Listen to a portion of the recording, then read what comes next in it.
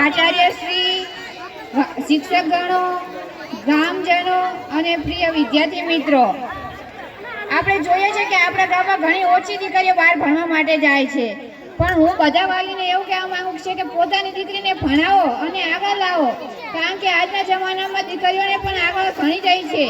તો બધા વાલીઓ પોતાની દીકરીને આગળ લાવો. આપણે જોઈએ છે કે દર વર્ષે ઘણી છોકરીઓ જાય છે ભણવા બહાર અને છોકરાઓ પણ જાય છે, પણ છોકરાઓ જ્યાં જાય છે ત્યાં ઓછા છોકરાઓ ભણવા જાય છે.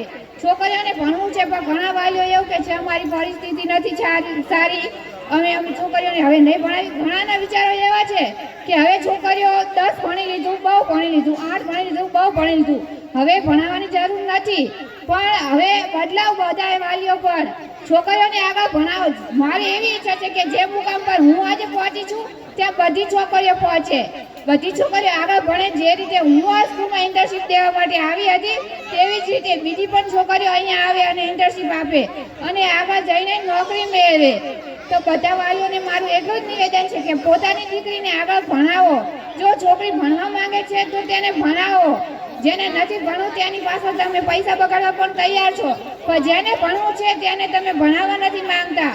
એવું કહો છો કે બાજુવાળા શું કહે છે, ઓલા શું કહે છે, એવું ના વિચારો કે કોણ શું કહે છે. પોતાની દીકરીને આગળ ભણાવો. માણસોની તો કામ જ એટલું છે કે વાતો કરવાની. જો તમે તમારી દીકરી આગળ જશે તો તમારું નામ ઉજ્જવળ કરશે.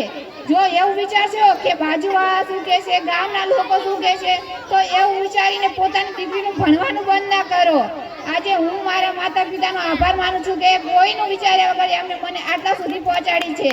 અને મારી ઈચ્છા એવી છે કે બધા વાલી કોઈનું ના વિચારે, પોતાની દીકરીનું વિચારીને તેને આગળ પહોંચાડે અને તેને ભણાવે. કારણ કે ગામના લોકો ઘણા એવું હજુ વિચાર છે કે આપણે દીકરીને ના ભણાવાય, દીકરી તો સામા ઘરે વહી જાય છે ભણીને, ત્યાં પણ બધું સારું થશે. પણ એવું વિચારશો ને તો જ્યાં સામા ઘેર જશે ત્યાં પણ તમારી દીકરીને વાંધો આવશે. ખેતી કામ કરવું પડશે. તમારી દીકરી છે અહીંયા કોઈ દિવસ કામ નથી કર્યું ખેતીનું, પણ ત્યાં જઈને તેને કરવું પડશે, કારણ કે તમે એને ભણાય નથી. તો આગળ તમારી દીકરીને ભણાવો, જેનાથી એને પણ એમ થાય કે ના મારા માતા પિતાએ આજ મને ભણાય છે, તો બીજી દીકરીઓને પણ એમ થાય કે લાવો આને જોઈને હું પણ ભણું.